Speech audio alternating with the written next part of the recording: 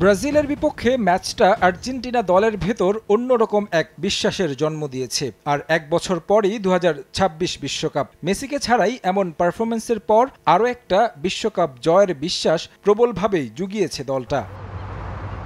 Super ক্লাসিকোতে বরাবরই চিরপ্রতিদ্বন্দ্বী ব্রাজিলের বিপক্ষে ম্যাচ মানেই ছিল টানটান উত্তেজনা, মাঠ ও মাঠের বাইরে কথার লড়াই। তবে সবশেষ ম্যাচে আলবি সেলেস্তারা বুঝিয়ে দিয়েছে তারা এখন ধরাছোঁয়ার বাইরে। তাই সেই ম্যাচে ছিলেন না দলটার প্রাণভোমর লিওনেল মেসি। আক্রমণ ভাগের অন্যতম সেনানি লাউতারো মার্টিনেজও মিস করেছেন সেই ম্যাচ। তারপরও ব্রাজিলকে 4-1 গোলে হারিয়ে দিয়েছে আর্জেন্টিনা। আর তাতেই বোঝা যায় বিশ্বকাপ শিরোপাটা ধরে রাখার রসদ আছে স্ক্যালোনির দলের।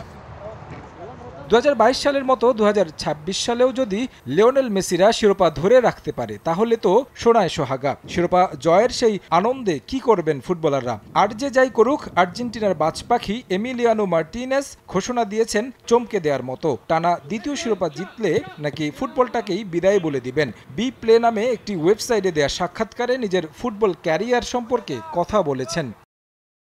যথেষ্ট হয়েছে, আর নয়, অবসরে চলে যাব। টানা 2 বার বিশ্বকাপ জেতা সাধারণ বিষয় নয়। আমাদের তরুণ খেলোয়াড়দের জন্য জায়গা তৈরি করে দিতে জাতীয় দলকে বিদায় বলে দেব।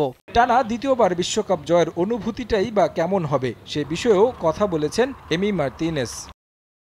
2022 বিশ্বকাপের অনুভূতির মতো কিছুই হবে না। আমরা সবাই আর্জেন্টিনাকে বিশ্বকাপ জিততে দেখেছি। আমি জন্মের পর এটা দেখিনি। এখন 7 বছরের একটা বাচ্চাও জানে সে কি অনুভব করছে।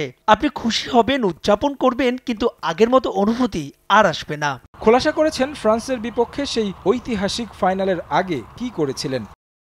ফ্রান্সের বিপক্ষে ফাইনালের আগে আমি আমার বন্ধুদের সঙ্গে কল অফ ডিউটি খেলছিলাম, স্ন্যাক্স খাওয়া থেকে শুরু করে টেকনিক্যাল ব্রিফিং শুরু হওয়া পর্যন্ত। তবে বিশ্বকাপ জয়ের পর একটা কঠিন সময় পার করতে হয়েছে। কলোমুয়ানির সেই শট ঠেকিয়ে দেওয়ার পর প্রায় 3 মাস রাতে ঘুম আসতো না, যার জন্য মনোবিদের দ্বারস্থ হতে হয়েছিল।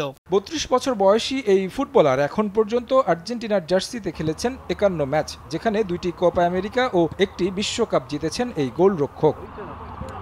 তারেক হাসান শিমুল, সময় সংবাদ।